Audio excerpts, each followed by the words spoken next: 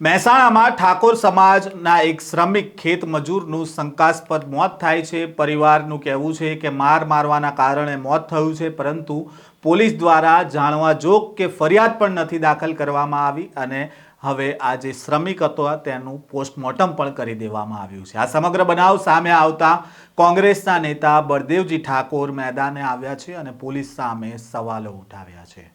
વૈષ્ણવજન તો તેને કહીએ જે પીડ પરાઈ જાનાને રે।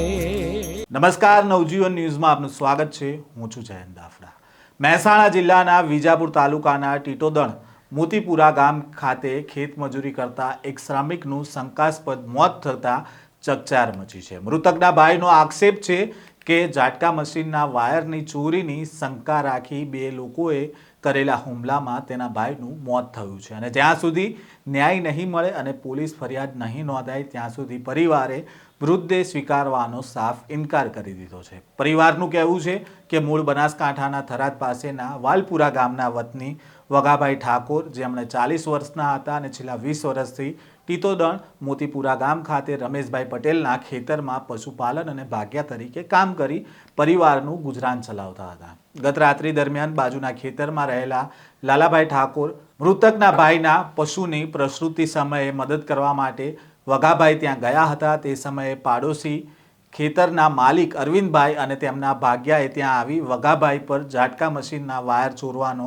આક્ષેપ કર્યો હતો। આ બાબતે ઉગ્ર બોલાચાલી થઈ અને આ બંને લોકોએ વગાભાઈને ગાળો આપી અને ઢોર માર માર્યો હતો અને તેના જ કારણે તેમનું મોત થયું હોવાનો પરિવારનો આક્ષેપ। પરિવારજનો તાત્કાલિક વગાભાઈને સરકારી હોસ્પિટલ લઈ જાય છે, જ્યાં ફરજ પરના તબીબે તેમને મૃત જાહેર કર્યા હતા અને હવે આ સમગ્ર મામલો સામે આવતા મહેસાણા કોંગ્રેસના પ્રમુખ બળદેવજી ઠાકોર પરિવારની મુલાકાત લેવા પહોંચ્યા હતા, સાથે જ પોલીસ ઉપર કેટલાક સવાલો પણ ઉઠાવ્યા છે।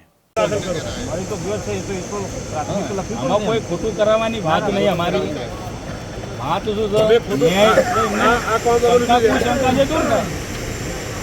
અમે બધા 500 આવશે, બીજા 1000 આવશે, તમારું કામ વગર પોલીસનું બગડે, તમારે કોઈ લેવા દેવા નહીં। તમારે તો ભાઈ જે બનાવ બને લખીને તપાસ કરવાની છે, ખાલી ખોટું પોલીસ તમે જરા માટે દમન કહેવાય, દમન એવી દમન હું કહીશ હું કામ કરશે। આ જે બનાવ બને છે પ્રથમ તબક્કે તમારે મને દાખલ કરી પછી તપાસ કરવી। આ તો તમે આ કઈ એક બાજુ કશું નહીં બન્યું એ કહી શકો તો પેલા ગામમાં ભેગા કરીને બધા જરા માટે જે મોતીપુરાની ઘટના બની છે અને આજે ડેડ બોડી ગઈકાલથી ઉઠાવી નહીં રહ્યા, શું કહેશો આજે? મને કાલે રાત્રે ખબર પડી વિજાપુર તાલુકાનું મોતીપુરા ગામ એટલે વસઈ ડાભલા પોલીસ સ્ટેશનમાં તાબામાં આવે, ત્યાં આગળ વગાજી ઠાકોર નામના અમારા એક યુવક ત્યાં ખેતરમાં ખેતી કામ કરતા હતા। ખેતી કામ કરતાં કરતાં કંઈક એક વાયર તૂટ્યો, એના કારણે કંઈક સામેવાળા માણસ સાથે બોલાચાલી થઈ।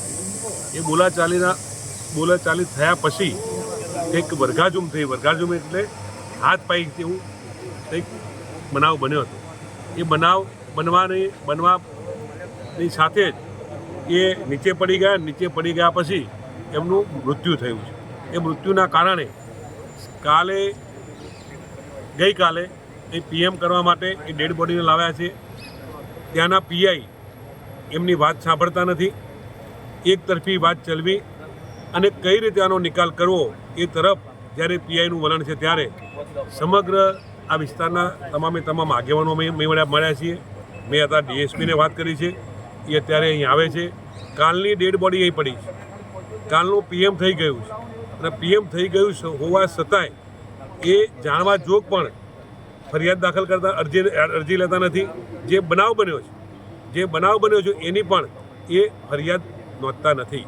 ત્યારે અત્યારે મેં ડીએસપીને વાત કરી છે, અત્યારે પીઆઈ આવે છે। કાલે જે બનાવ બન્યો છે એ બનાવની જે એફઆઈઆર થઈ જાય એટલે આ ડેડ બોડી એ લઈ અને એમના વિસ્તારમાં જઈ અને એનો નિકાલ કરવાનું નક્કી કર્યું છે। પરંતુ પીઆઈ એ સામેવાળા વ્યક્તિનો વકીલ હોય એ રીતે વાત કરી અને કઈ રીતે આ ગરીબ માણસને અન્યાય કરવો એ તરફ એ તપાસ લઈ જવા માગે છે। અમારું કહેવું છે કે મરણ કોઈ પણ કારણે થયું હોય, પરંતુ જે નાનો બનાવ બન્યો છે એ બનાવની એફઆઈઆર થવી જોઈએ. એ એફઆઈઆર થાય એટલે અમારી વાત પૂરી થાય. પૂર્વ ધારાસભ્ય બળદેવજી ઠાકોરે આક્ષેપ કર્યા છે કે મૃતકનું પોસ્ટમોર્ટમ થઈ ગયું છે એક બાજુ, અને બીજી બાજુ પોલીસ દ્વારા આ મામલે પરિવારની અરજી પણ લેવામાં નથી આવતી કે ફરિયાદ પણ નોંધવામાં નથી આવતી. પોલીસ વકીલ બનીને કામ કરી રહી છે તો બીજી બાજુ પરિવારે પણ ચીમકી આપી છે કે જ્યાં સુધી ફરિયાદ નોંધવામાં નહીં આવે અને આરોપીને ઝડપી પાડવામાં નહીં આવે ત્યાં સુધી મૃતદેહનો સ્વીકાર નહીં કરવામાં આવે. હાલ જે શંકાસ્પદ મોત થયું છે તેને લઈને કોંગ્રેસના પૂર્વ ધારાસભ્યએ પોલીસની કામગીરી સામે કેટલાક સવાલો ઉઠાવ્યા છે અને પરિવારજનનો પણ આક્ષેપ છે કે પોલીસે તેમની ફરિયાદ નથી લીધી. ત્યારે હવે આ મામલે પોલીસ દ્વારા શું કાર્યવાહી કરવામાં આવે છે તે જોવું રહ્યું. આ પ્રકારના સમાચાર અને અહેવાલ સાથે ફરી મળીશું. નવજીવન ન્યૂઝ સાથે જોડાયેલા રહેજો.